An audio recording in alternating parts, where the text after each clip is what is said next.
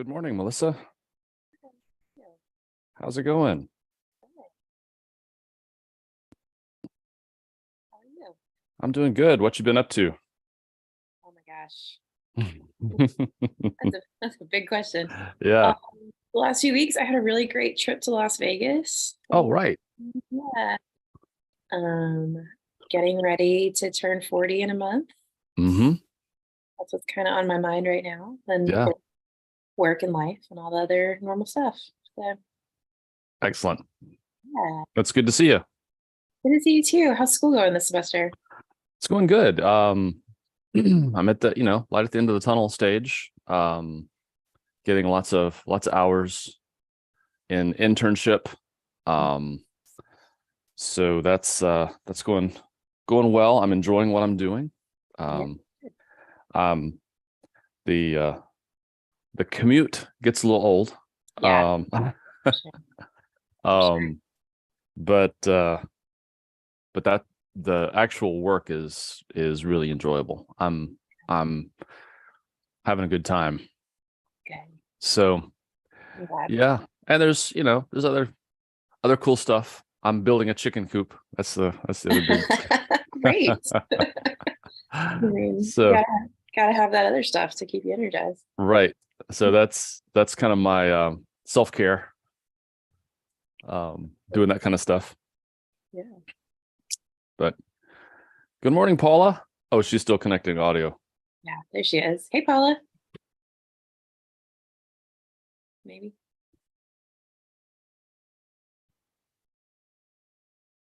I spent some time with a friend at a cabin in the woods yesterday. So that was also Lovely. nice. So it was nice to be out in a chilly wooded area. It's out near kind of near Camp Sumatanga. Oh, that's So nice. yeah. And it's weird. You go up on a mountain and suddenly the seasons are different. It's, 2 weeks behind Mhm. the valley floor. But Yeah, that is so interesting. I did that at the end of December. Spent a mhm. couple of nights in a cabin up in North Georgia, which is one of my favorite places in the Oh world. yeah. And it's like stepping into a different realm, like once you get above a certain elevation. It totally is. But Totally it's is. so, I don't know, there's something very primally relaxing for the brain about being Hmm. like that removed. And, it's just Yeah. the case for ecotherapy, obviously. I totally believe in the nature and forest therapy stuff. Hmm. Yeah. Good morning, Paula. Good morning. Looks like I'm about to get a lot of it. A lot of oh yes, nature and forest therapy. Yeah, I visited the land this week, and Uh-huh. it's it's like stepping into North Georgia. It's Mm, hilly and some beautiful views and forest and fields, and I'm ready to start building. It may take a while though. that's fantastic. This is Chiha area, right? Yeah, if you, it's I'm trying to say Anniston, Oxford. Yeah. If you pass it about 20 minutes and take a road, it's out it. Okay. Okay. Very cool. I may have a hard time finding friends. I've never seen so many Trump signs and Confederate flags. Right. Well, the friends you do find will be very close. Absolutely. Very I like-minded hope. people. There was something floating around on TikTok probably 6 months ago that was like, how do I live near trees and progressive people at the same time? It's a Like, challenge. where is That- that? Where is That's that community? You moved to Oregon or Washington? Yeah, exactly. Well, even there in rural areas, it can be. it is a challenge. I mean, that's a big dynamic, going on in our society right now is that sorting. And I wonder about that Mhm. really, because it's I mean, what I really would love is a 30-acre farm in the middle of Birmingham. So I'm close where I can get to my cafes Yeah. and go do the cultural fun stuff. And also, that's the challenge. Well, Yeah. that was my stipulation. I measured it, and we were exactly 19 minutes from Sam's, Michael's, several restaurants, TJ Maxx, and Target. There you Yeah, not too bad. go. Right. Are we it? Oh, there she There's, is. Hello, there's Miller. Miller. Hey, Miller. How's it Hi. going? Yeah, Rob's not gonna be here. He's a little bit worn out, but Okay. I'm here. All right. I'm glad you're here. All right. Well, let's go with the crew we got. So I guess Melissa, would you mind being liturgist? Totally fine. And I'll do actually Paula, could you be voice of the people? I can be. Okay, that would oh, let me go ahead and stop that share. All right. That would be great. And then cool. I guess Miller, if you can do the New Testament lesson, and then let's see. When it comes time for prayer, I'll monitor YouTube if someone can monitor Facebook for comments and prayer concerns. I'll check Facebook. Thank you. Thank you. So for those of you who are streaming, who are tuning in, welcome. This is house church. This is online house church. We kind of do this the way we do house church when we meet in homes. If you are streaming, we'd love to have you just leave us a comment with where you're watching from. Later on when we have prayer, if you want to share prayer requests in the comments, you can do that too. We'll read it out loud as we pray together. So let me go ahead and get the liturgy up on the screen.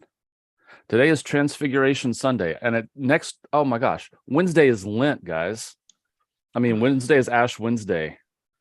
Dave, I still have your ashes from last year. If you need me to bring them to your house, I'm happy to, which is kind of a dark thing to say. I have your ashes. You have my ashes. Are they good the second year? Have to re-bless them. That's all right. Right. I think it sticks. Yeah.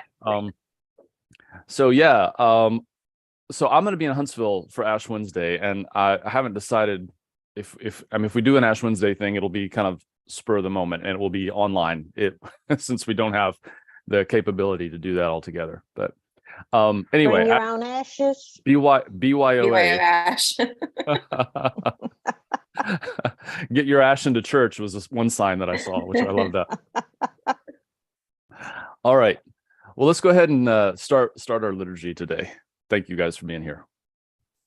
Good morning, everyone. On this day in 1942, President Franklin Delano Roosevelt signed Executive Order 9066, which forcibly displaced Japanese Americans into internment camps. Before this order, Japanese American farmers accounted for 30% of all California farms. Thousands of families were forced to sell businesses and homes, often at a steep loss, and in a massive transfer of wealth from Japanese Americans to white Americans and bankers. This collective trauma endured by Americans of Japanese ancestry, simultaneous with concentration camps in Germany and Eastern Europe, is a reminder that it can happen here and that it already has. The Lord be with you. And also with you. Hear these words of invitation. The hospitality of God knows no bounds. The love of God is immeasurable. The generosity of God is beyond our wildest dreams. We gather today as invited ones, As beloved ones, as blessed ones. draw near and let us break the bread of life. A reading from Psalm 2. Why do the nations rant? Why do the peoples rave uselessly? The earth's rulers take their stand. The leaders scheme together against the Lord and against his anointed one. Come, they say, we will tear off their ropes and throw off their chains. The one who rules in heaven laughs. My Lord makes fun of them. But then God speaks to them angrily. Then he terrifies them with his fury. I hereby appoint my king on Zion, my holy mountain. I will announce the Lord's decision. He said to me, you are my son. Today I have become your father. Just ask me, and I will make the nations your possession. The far corners of the earth will be your property. You will smash them with an iron rod. You will shatter them like a pottery jar. So kings, wise up. Be warned, you rulers of the earth. Serve the Lord reverently, trembling. Kiss his feet, or else he will become angry. and your way will be destroyed because his anger ignites in an instant. But all who take refuge in the Lord are truly happy.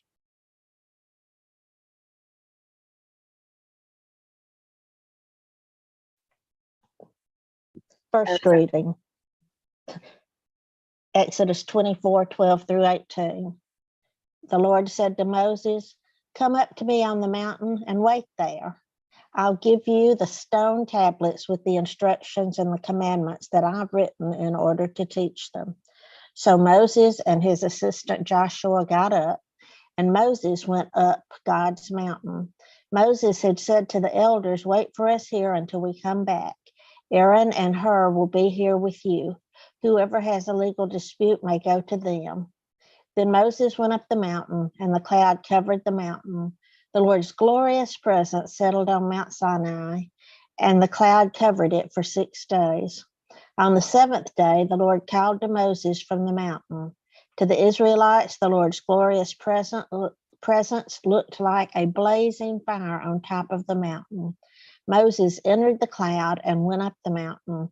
Moses stayed on the mountain for 40 days and 40 nights.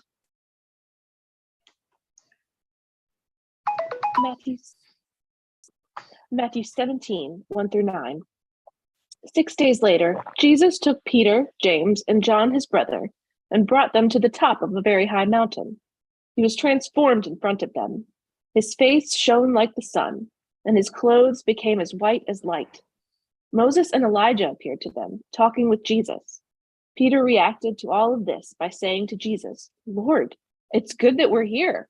If you want, I'll make 3 shrines, one for you, one for Moses, and one for Elijah."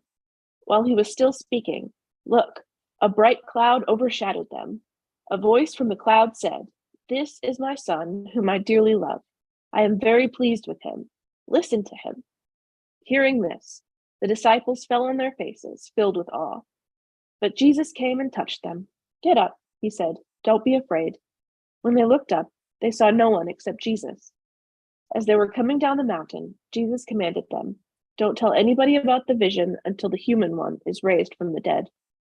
May God bless the hearing of this word. Thanks be to God. Star Trek actor and activist George Takei was 4 years old when his family was relocated to an internment camp.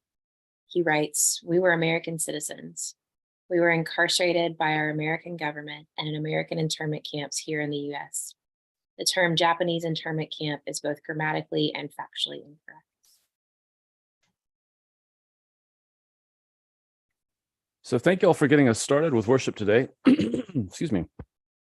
I thought, given the historical marker today, that I really enjoyed quoting George Takei in church. So anyway, thank you all for being with us today.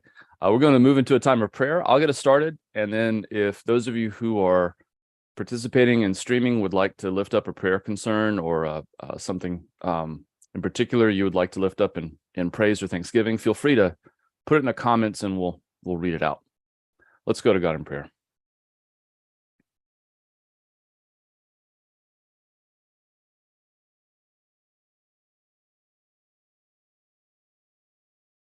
God, we, your mortal creatures, your finite humans, are constantly astonished at the passage of time. It's hard for me to believe, God, that it is almost Lent, that we are about to count down the days until Easter.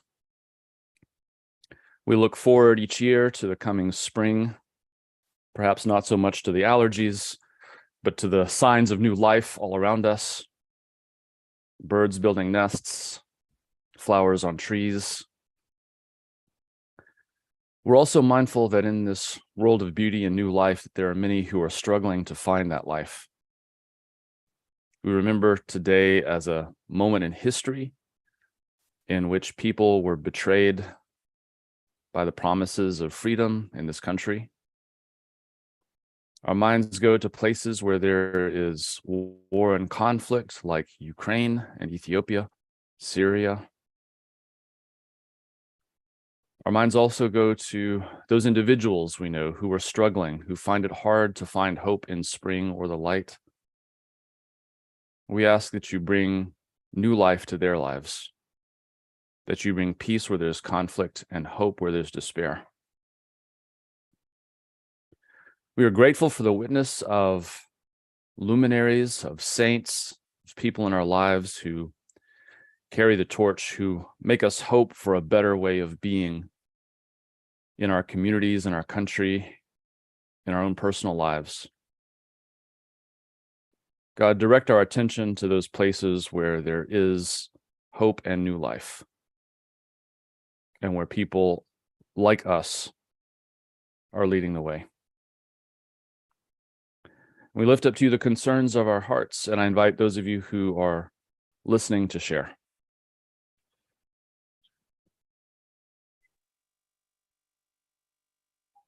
Anne Marich.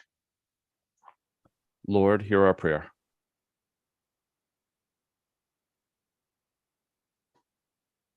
From Facebook, prayers for 12-year-old Cruz who starts treatment for cancer and his spleen and bone marrow transplant for HLH this weekend in Cincinnati.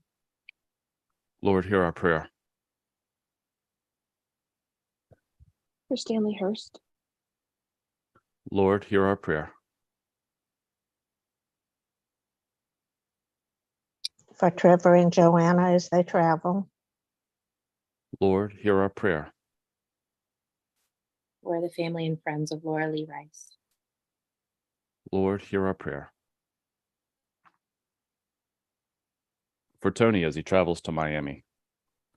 Lord, hear our prayer.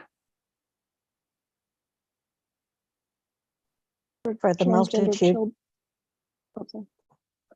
For transgender children and adults and their physicians. Lord, hear our prayer. For the multitude of people who are hungry. Lord, hear our prayer. Prayers for Victoria's trans friends traveling back to the States this month. Lord, hear our prayer. For Carol, Lord, hear our prayer. For Jackie. Lord, hear our prayer. For my dad, Ron, as he recovers from a fall. Lord, hear our prayer. For Miriam, for medical servants who rush into disasters when the rest of us have to look away. Lord, hear our prayer. And from Camille, for the wisdom to know how to respond to the worldwide pain we see daily. Lord, hear our prayer. For my Aunt Dawn, David, and Susan. Lord, hear our prayer.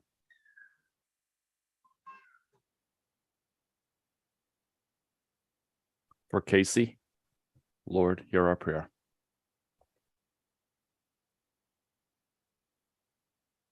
For all those in caregiver and caretaker roles. Lord, hear our prayer. For Kate. Lord, hear our prayer.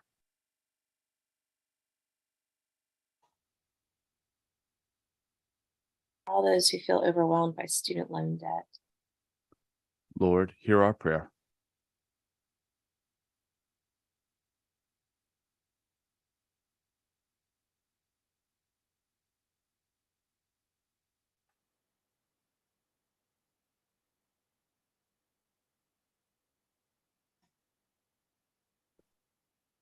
Gracious God, for all the prayers that we speak out loud and for the prayers that we don't even know how to put into words, we're grateful that before a word reaches our mouth, you already know it, and that you answer the prayers of our hearts. We join with Jesus in the prayer he taught us. Holy One, our Mother and Father, let your name be revered. Let your reign come. Let your will be done on earth as it is in the heavens. Give us today the bread we need for today, and forgive our sins as we forgive those who sin against us. Save us from the time of trial and deliver us from evil. For yours is the sovereignty, the power, and the glory, now and forever. Amen. So yeah, today's Transfiguration Sunday. This is usually, we hit this story right before we go into Ash Wednesday. So for those of you who don't know, Lent is the time that precedes Easter. It's the 40 days preceding Easter, excluding Sundays. So you count it a little awkwardly. Anyway, so Ash Wednesday marks the beginning of that.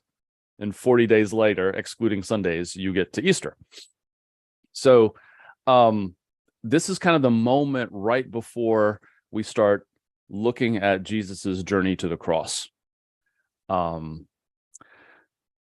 This is a historical observation of the Christian church. Lent happens every year, has happened every year for 2,000 years. Where we kind of symbolically go with Jesus through his last days. And it's a time to reflect on what the cross means in Christian theology, what it means in the story, and also what the resurrection means. So that kind of climax of the story is kind of what we're approaching. The Transfiguration is itself a climax. I mean, it's a high point, literally. Jesus takes his three best friends. So this seems to be like his inner circle of his disciples, Peter, James, and John. They go up a mountain, and while they're up there, they have this experience that's hard to put into words. A bright light, Jesus appears to them, shining brightly. And not only that, but he's accompanied by Elijah and Moses. So the two big prophetic figures in Jewish history. So like the luminaries of the religion are there with Jesus.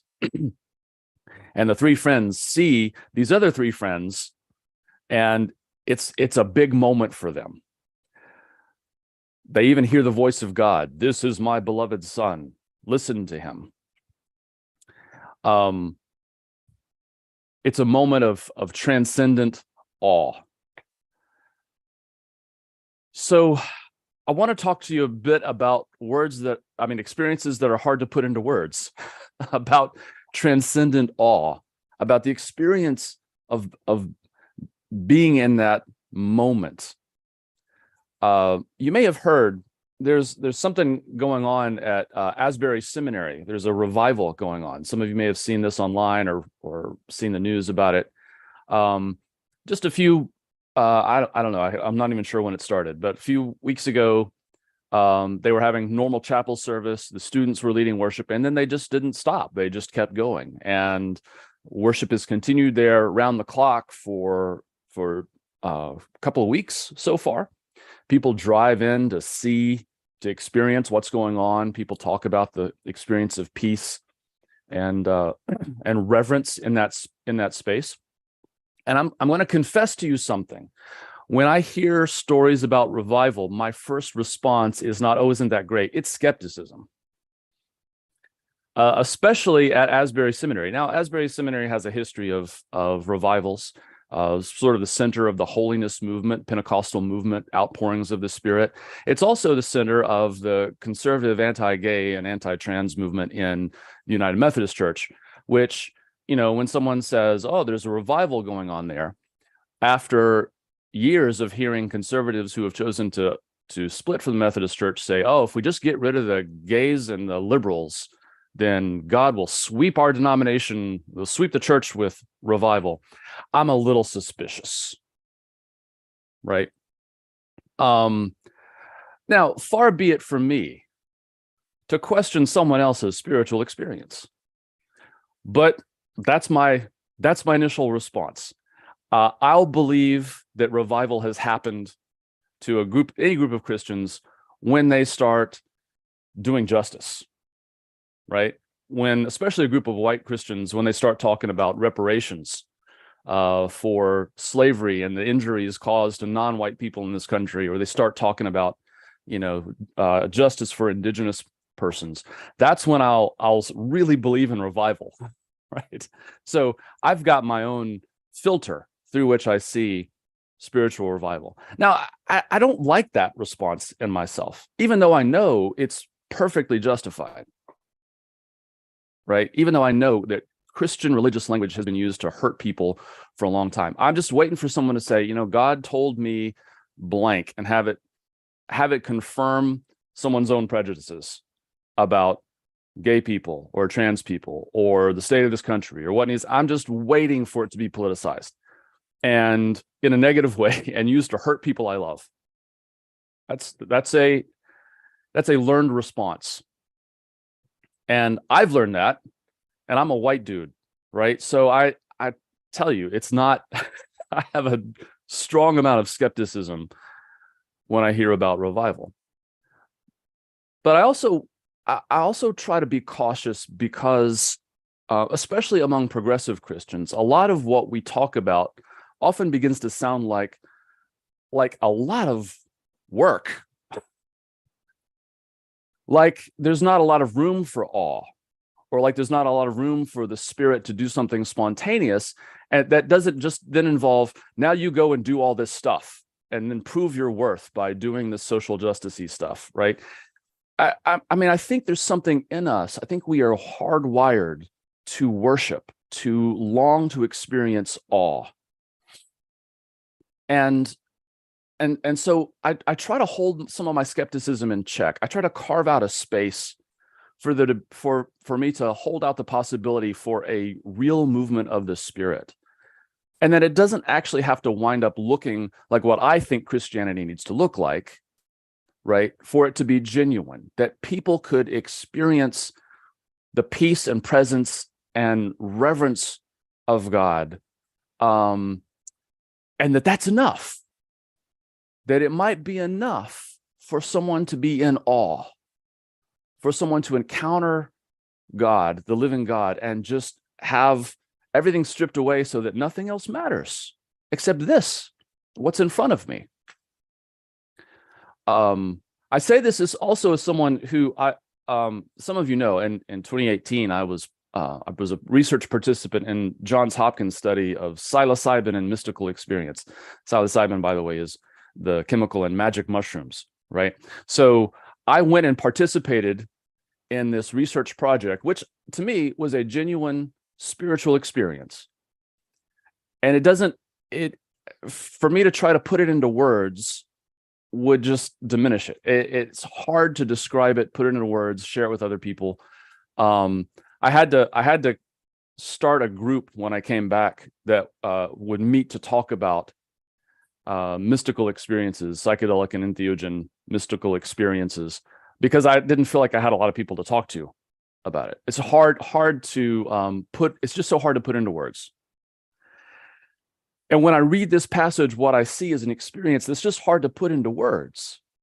I mean, they can tell you what they saw, which was Jesus, this person they had been with, a friend of theirs, shining with divine presence, and placed in this historical context where like the story of the universe makes sense for them now. Elijah and Moses are right there, and they're like, oh yeah, Moses, Elijah, Jesus. It makes sense.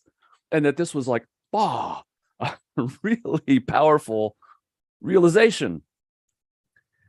And Peter's response is like really the only appropriate one in that moment, honestly, which is just, I don't know what to say. It's good for me to be here. It's good for us to be here. Oftentimes Peter gets the short shrift here. People are like, he's in another one, another passage, another telling of this. It says Peter didn't know what he was saying. Of course he didn't know what he's saying. He's looking at the beatific vision. He doesn't, I mean, you're trying to put something into words that just doesn't have words. And by the way, none of them had to earn that. You know, they didn't have to do anything to earn that experience.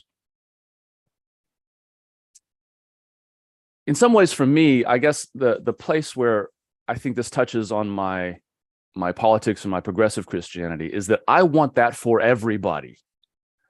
I want everyone to have the experience of coming into the presence of God and being at a loss for words, to have the kind of experience that is transformative. And I don't even know what the transformation looks like on the other side of this, right? I mean, it's hard for me to tell you what Peter James and John did differently, or what they looked like after this experience. We know what happened after the resurrection and so on, but what was this for them? I don't get to judge it. You know, they obviously made some mistakes. You know, Peter went on to screw up, didn't make him into a good person. But something about, I think, spiritual experience is important for us to affirm and for us to celebrate and to wish for all people. And if anything, for me, that's what motivates my the way that I live out, I hope, my Christianity, which is that I want everyone to have this experience. I want everyone to experience revival. And it doesn't have to look like any particular thing. It doesn't have to look like worship in any particular denomination or any particular place, but just to have the experience of being with God, seeing God, hearing God's voice, recognizing that you have a place in all of this event, this crazy event that we're experiencing right now. There's one thing I took away from my 2018 experience at Johns Hopkins and magic mushrooms, is that this is the trip. This right here, what we're experiencing as real life, this is the trip. This is the hallucination, right? Hallucination's kind of dismissive, but I mean, this is the experience. It's why we're here. And if we are awake to that possibility, then I do think we can encounter the divine in unexpected places. So that's my reflection on this today. I don't know what, I can't sit in judgment of anyone else's worship, right? I can talk about the fruits that come out of it, but I want everyone to have the experience of revival of this kind of transcendent experience. That's what I got for you today. I would love to hear your reflections and feedback.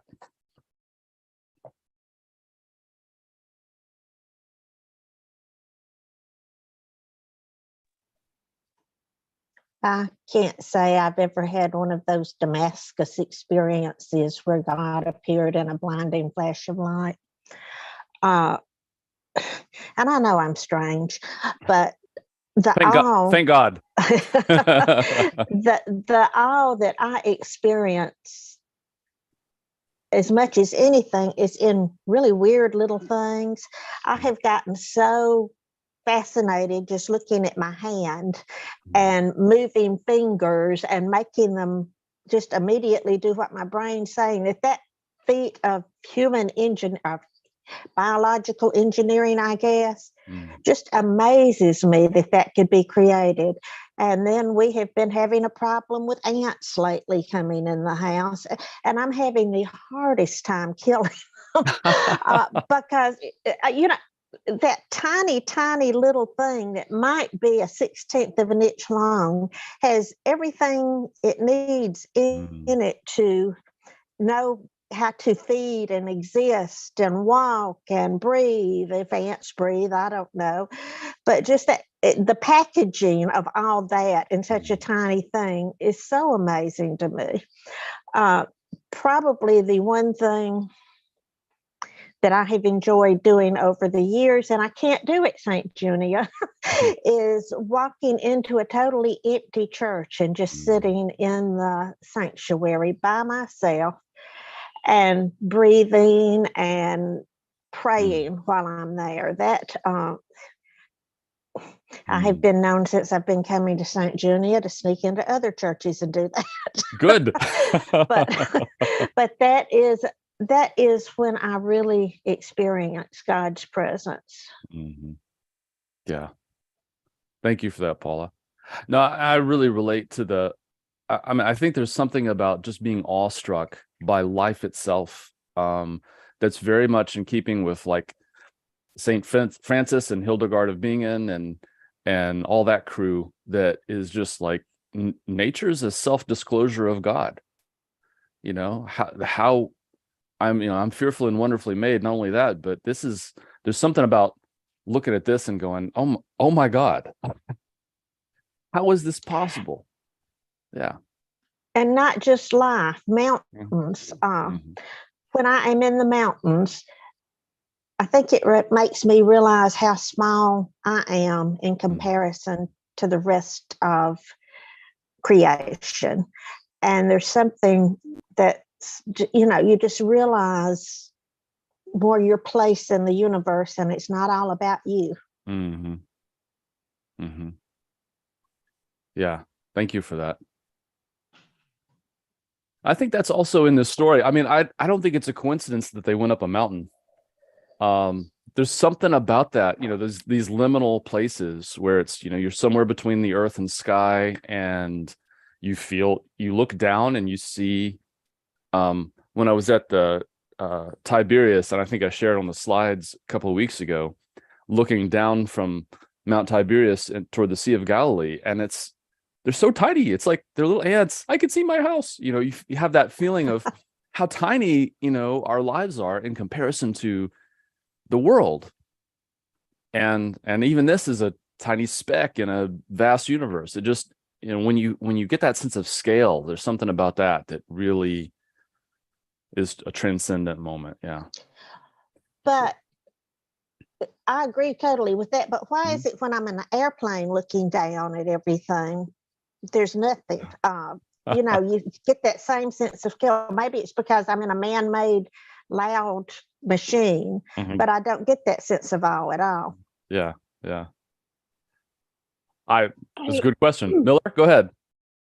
Yeah, I feel like I'm sort of realizing I didn't actually like classify these experiences as necessarily spiritual, but every once in a while you have this like massive change in perspective.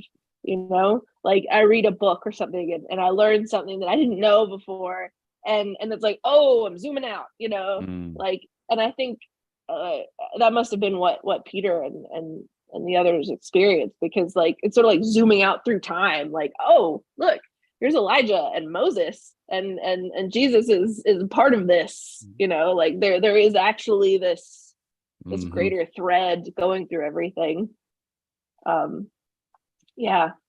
Kind of like there's a continuum. I will tell you, so Miller, you've probably heard me say this before, but like this event, I always think is like overlapping timelines, and like Elijah and Moses and Jesus, it's all the same event. They're all in the same mountain, and space and time is just overlapping. And they're all like, oh, it's you. Oh, it's you. Anyway.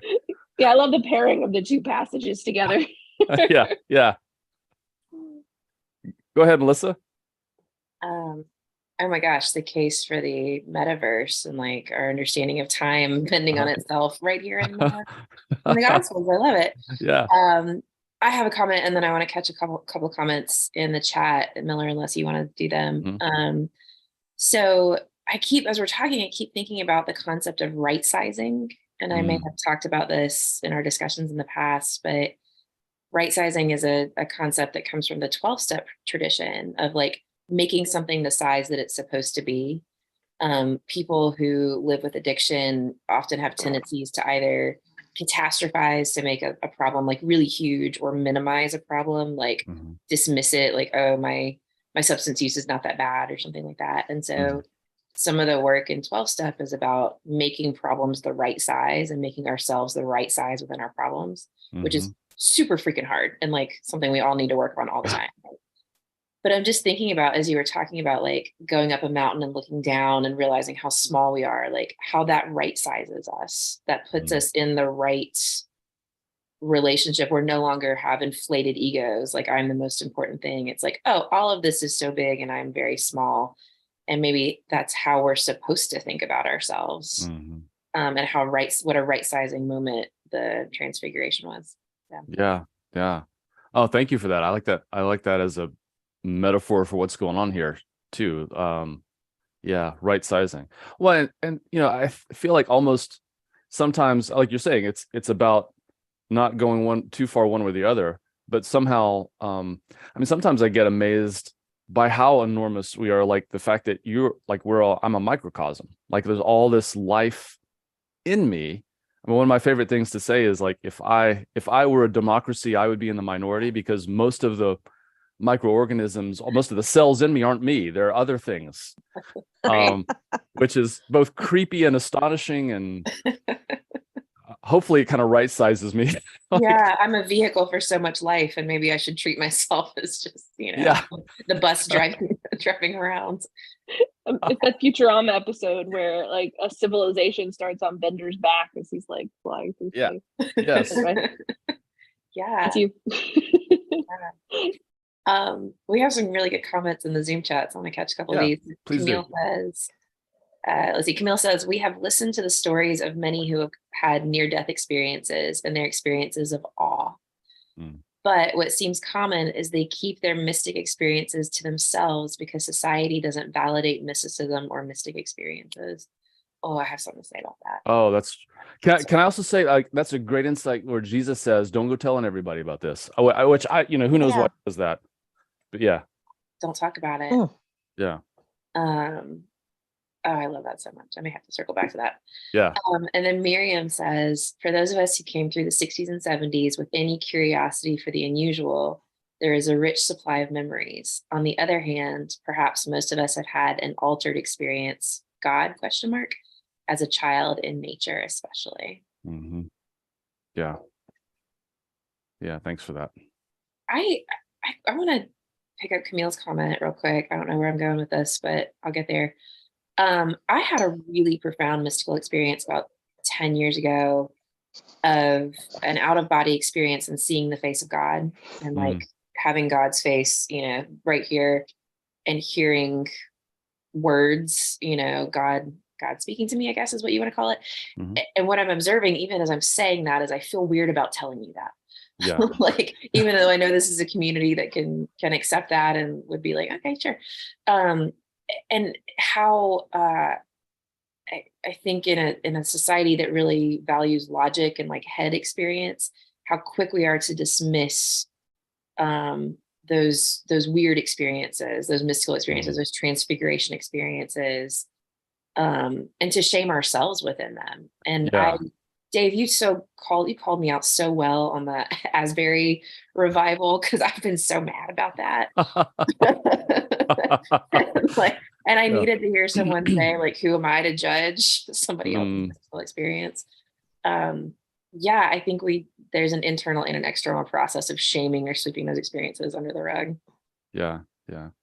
Well, I do want to go back because I appreciate you saying that. I feel like there's such a tightrope to walk because people have been traumatized by spiritual bypassing and all this other, like, I definitely never want to be the person saying, don't you dare question someone else's spiritual experience, especially when it's tied up in abuse and oppression. That's like the history, so there's so much, I think, justifiable, about that kind of stuff. It's such a hard thing to navigate, I think. But go ahead, Paula. I don't want this to sound racist. My friends who are in the Black church, they don't seem to have as many problems vocalizing their experiences like that. As a matter of fact, they tend to shout it to the world, and they just don't seem as inhibited as we are. This is a good point. No, I think there is something to that. Yeah. I'm sorry, Miller, go ahead. I didn't see your hand up. That's fine.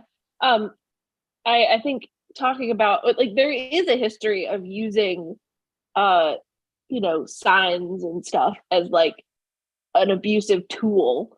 I mean, I can't help but think about, like, Constantine, like, who saw the cross in the sky and blah blah blah. And like, I mean, what did that cause? It caused like state religion. So right.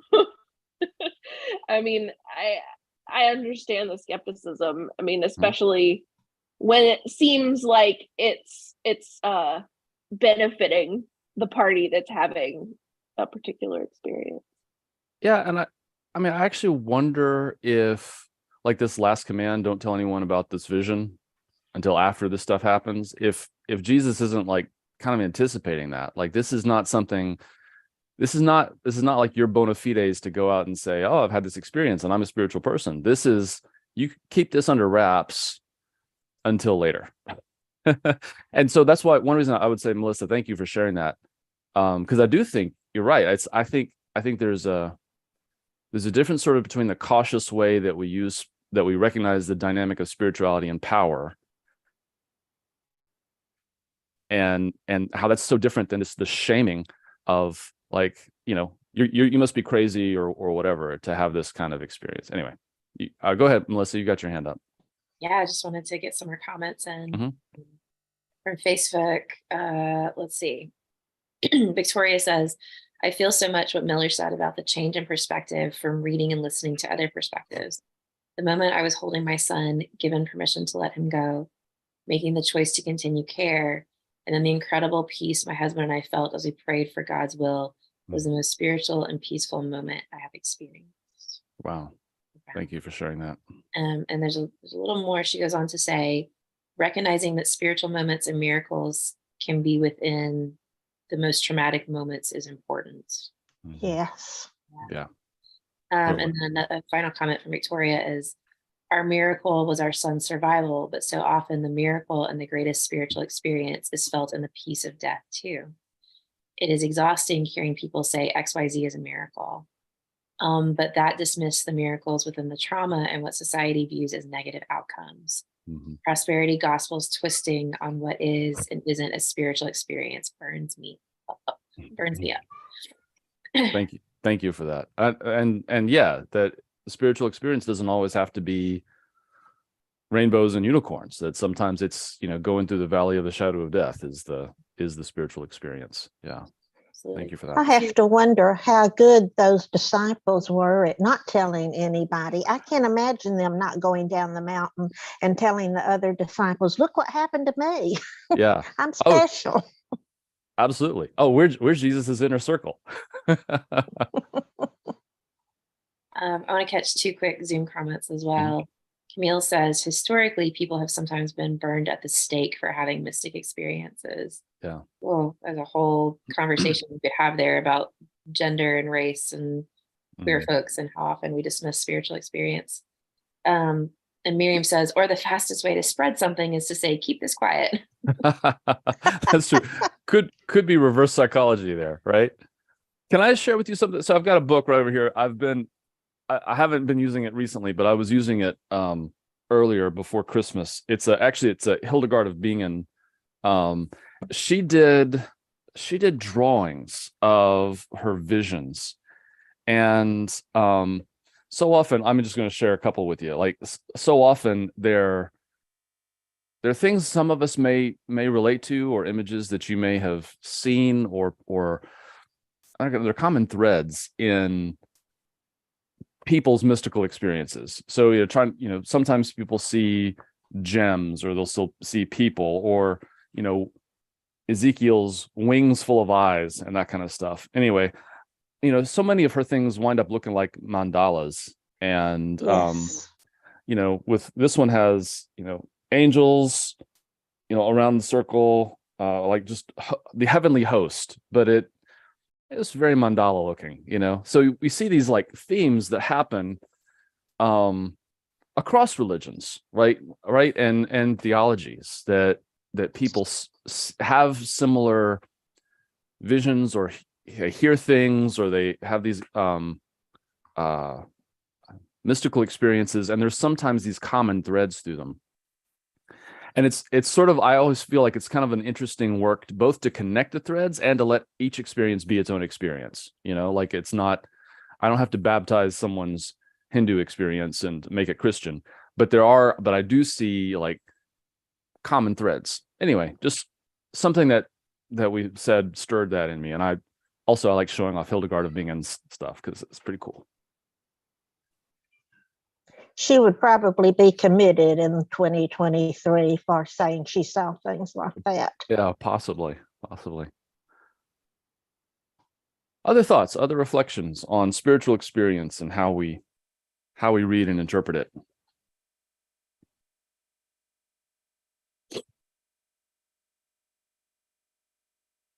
Dave, your reflection just has me thinking about the role of the brain in all of this. And, since there are images that are so common within mystical experience from culture to culture, is that a spiritual process? Is that a brain process? Is that do our brains, when inspired or when DMT is pumping through them, just create these patterns? Or is that, does that say something about God, or does that say something about us, or both? And do right brain people have more spiritual experiences along that line than left brain people? Yeah, I'd be curious. I don't, because I do think the neuropsychology of religious experience is really fascinating. And I always, I don't know how I'm not exactly sure how I'd have a spiritual experience without my brain. So I was kind of struggle with, how much is biology and how much is spirit, because I think they're so intertwined. And Yes. and I wonder, I also want, like, this thing I think of as my consciousness that's having these experiences. That gets us into a whole other realm of Buddhism and emptiness and death of ego and all that stuff. But there's something about, is it me that's having that experience, or am I a story that I tell myself? Anyway, Miller, you got your hand up. Yeah, something I love. This is from the book Sapiens. But he talks about how, because our brains are so big, we're born a little early. We're not quite cooked yet. So like, if you think about it, like when a kitten is born, it's a kitten. There's not that much variation in its behavior or its, what it's going to do with its life.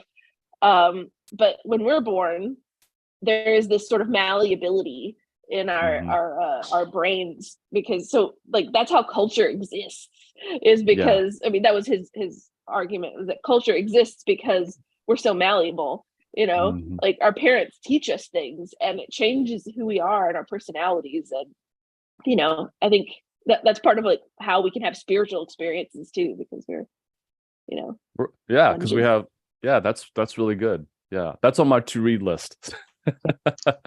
Amazing book. It's excellent. Reading it. We'll talk about like perspective changing. That's zooming out over all of human history. That's fantastic. Well, and right sizing ourselves. Just the process of like, hey, you think your problems are a big deal, but we've literally been doing this for hundreds of thousands of years. Oh no. So 2 quick comments from Facebook. First, Jeremy says, this reminds me of the verse, but Mary treasured up all these things and pondered them in her heart.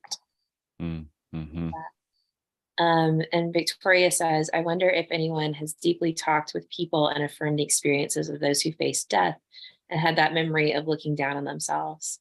Now I need to read more on that, as if my book list wasn't long enough already. Readable. Yeah, go ahead, Paula. I am totally convinced that children and animals see more than we adults do, and are more open to that kind of spiritual experience. When Rachel was 3, and she's in her 40s now, so it was a long time ago, we lived in a house that was in the middle of 8 acres of woods. No, you couldn't see anything except woods around us, right up to the doors. And we were sitting on the back deck, or I was sitting on the deck, and she was at the foot of the steps playing, digging some dirt and making mud pies and stuff. And the cats were sitting with me. And all of a sudden, both cats jumped up and looked in the woods straight in the same direction. And I just said, I wonder what the cats see. And Rachel stopped playing and turned around and looked over at over her shoulder at what the animals were looking at. And she said, oh, it's just the angels in the woods watching us. And then she turned back and started playing again. And that has, first of all, it threw me for a loop, but that has stuck with me over the years. And so many times children will say things like that we adults just ignore. And I think there's a lot of reality to what they're saying. Yeah. Thank you for that. I want to mention a comment on, I forgot, I'm supposed to be monitoring YouTube, so apologies. Someone said, I once heard this described as Jesus coming out to his friends. He's not ready to show everyone yet, but a part of himself he's been keeping quiet. He reveals to his closest friends, which I think is I love that. Powerful metaphor. Yeah. Thank you for that. Yeah. In Zoom chat, Camille says, although if you are raised in a culture that accepts mystic experiences, you grow in wisdom within the community. Mm-hmm. Yeah. Well, there is something about the, I mean, as I said, when I came back from my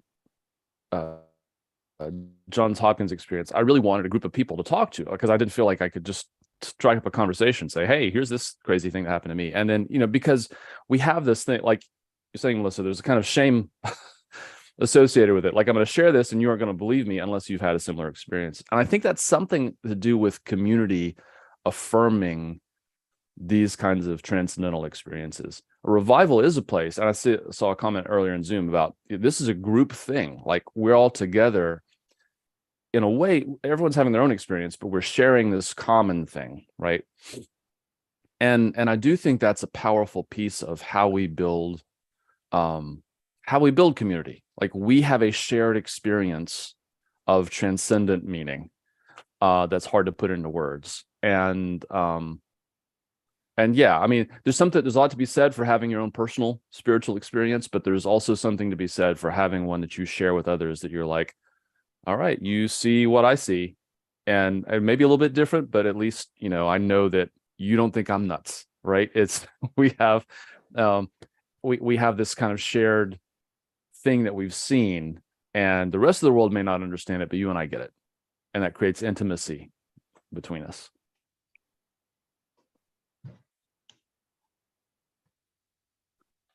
Okay. Anything else? Oh, I'm sorry, Melissa, you're about to say something. I think I will. Sorry, I've got that sparked a bunch of neurons firing, so I'm just going to say it. Okay. I have been thinking a lot lately in my therapeutic work about the longing for spiritual community, and what a deficit there seems to be in some way that I'm still trying to sort out for certain people. And Dave, this is going to circle us back around to the beginning of your message today, like this idea of like the fruit of mystic experience. Like, are we focused on just the direct encounter itself, and it is a experience in a vacuum that has that doesn't go anywhere else? Or are we focused on the doing, the social justice? And I continue to encounter, I had dinner with a friend this week who was talking about this, these swaths of people who are like, I want to do social justice, but I need God. Like, I need somebody to talk to me about God within that. And I don't always get that in progressive spaces.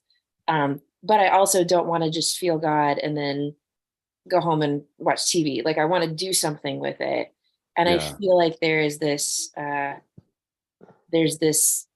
zeitgeist of longing in between those two spaces amongst people who really want a community that is capable of doing both. And I think doing both well is really, really difficult. Wow. That's a word. Yeah. Thank you for that. No, I think there's a lot of truth to that. And I think in some ways that's kind of what we're striving after also, but I definitely feel that very strongly.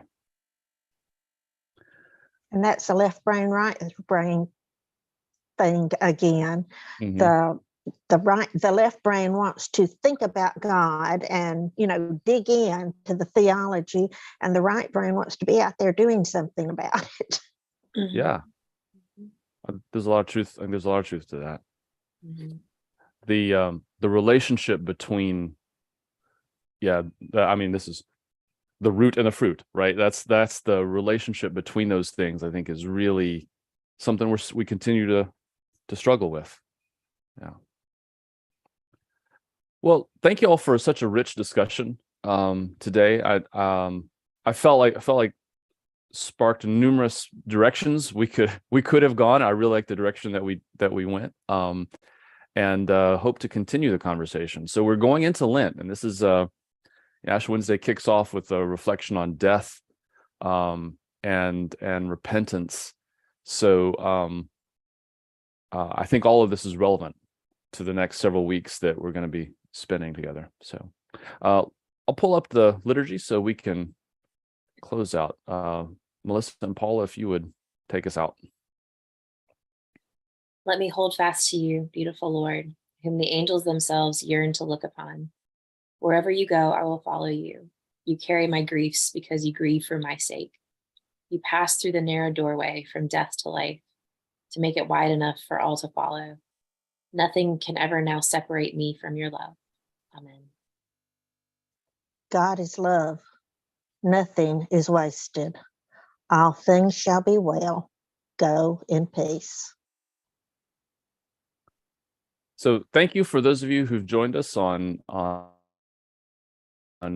streaming on YouTube and Facebook. If you would, if you haven't already, just leave us a comment or like. Let us know where you're watching from. That gives us a way to count you. I'm going to stop the stream, and those of you who are on Zoom, if you'll stick around for just a minute more.